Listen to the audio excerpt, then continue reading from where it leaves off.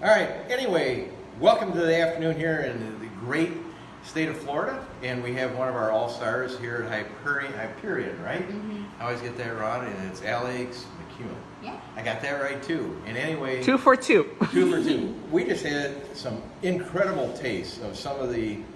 I needed it after going to the PGA, but since I'm driving, I can't drink a lot, but I'm about ready to go get Uber.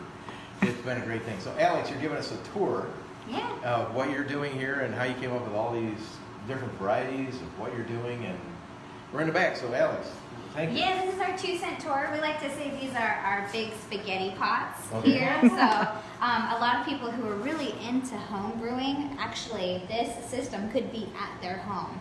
So what we're doing is professional home brewing, essentially. We're making 31 gallons at a time. Okay. This is your hot tank here, so this is where all the water's going to start. And then your mash tun, and then this is the final phase. And each step is really important to making sure that the beer comes out at exactly the way that you intended to.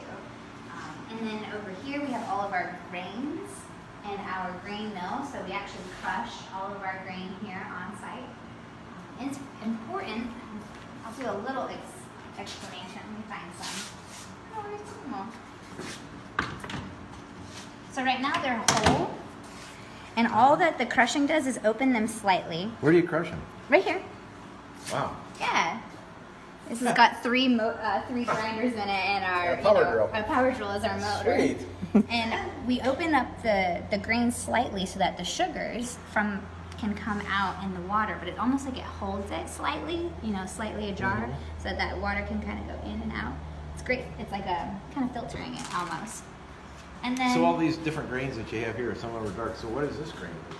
Yeah, they all produce a different type of flavor. So the more roasted a grain is, the darker the color of the beer, the heavier body of the beer, different roasted flavors of the beer, and they're all kind of different. So we've got rye, 2 rows, kind of a real basic one that goes into a lot of beers. Munich and Victory Malt, these go into specific styles. So if you're trying to make a German style beer versus maybe a stereotypical American beer, you use different. So who did all the testing and creativity? What was that? Matthew, he's our head brewer. He does all of it. Yeah. And he's awesome. He's worked for 2 other breweries before us. This is almost like a demotion here. Because we're small, we actually use only a small amount of hops in each brew, and so we have a high variety here. So tell us, we've had that question come up. Yeah. So what do hops do in beer? Well, they do. So you got your grain over there. Yeah. And do you mix hops with every grain? You can. Yeah. Okay. It's like a recipe, right? Like anything at home. So your hops can do a couple different things. They bitter the beer, so it's very essential to making the beer taste the way it does. They give aroma to the beer, and then they also give it a secondary taste. So that taste you're actually tasting when you drink an IPA, that's a different hop than maybe just bittered the beer itself. So it's really important at 3 different stages. So does every one of your beers have hops? 100%. There you go.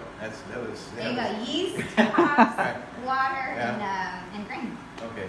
So you cook the water and you put it all in, put your yeast in, got your magic guy canoodling it all together, going abba-dabba-doo.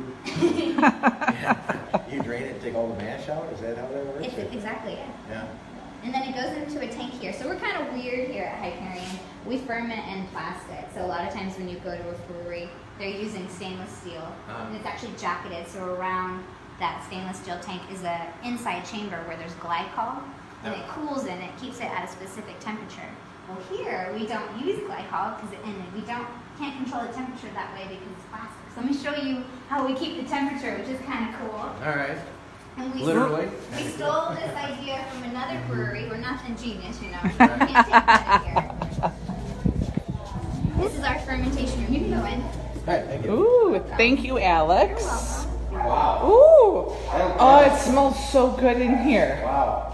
So every single beer is fermenting in here, and they're all at different stages. And it's air-conditioned room. It's between 67, 68, 69. This is the sweet spot for making ales. We're making ales only here, no lagers.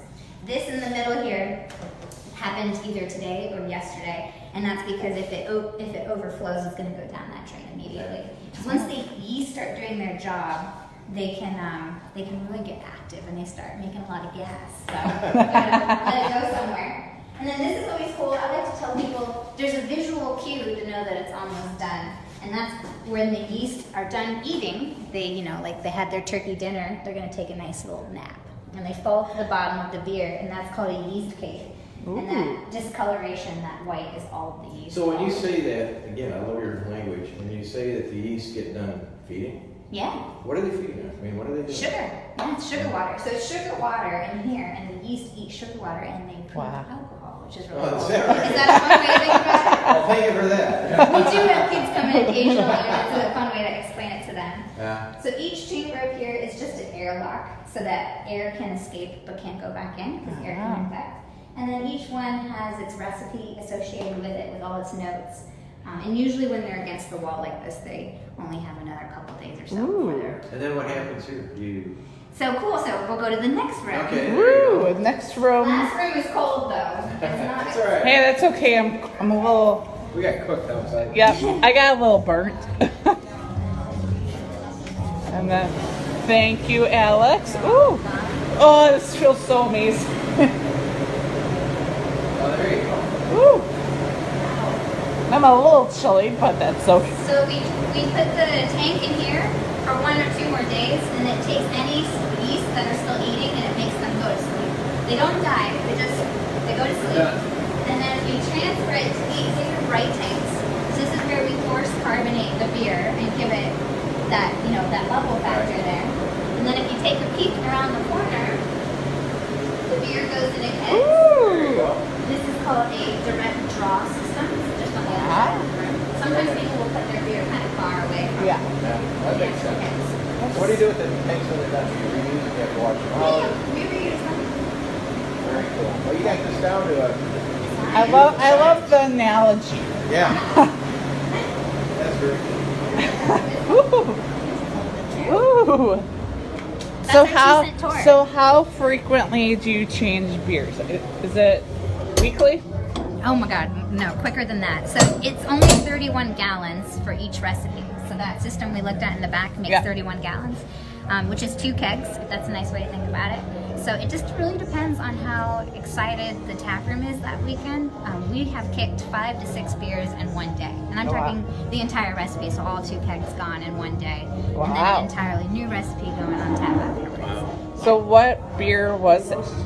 That was Kicking that quickly. Probably Celine Citrine. It's a blood orange blonde. But now, once we started getting the idea that people liked that one, we brewed it more often so that we could make sure it didn't disappear from our taps. So I would say we don't have that Very problem. efficient operation. Yeah. Extremely efficient. So Oops. streamlining, have it down. That is very, very cool. So how long have you been here then?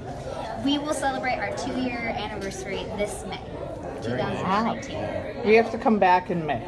Well, we're gonna probably be back more next winter, but we're gonna be around when the white stuff flies up in Wisconsin. Well, I was going to say, speaking of which, the last piece of the 2-cent tour is the beer garden. Ooh. And it's probably the most enjoyable place to hang out. Oh, very nice. So this is Florida. Oh my gosh. Yeah.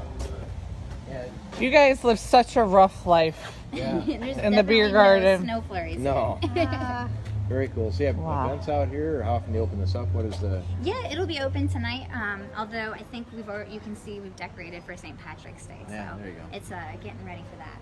So Alex, what is going on with St. Patrick's Day?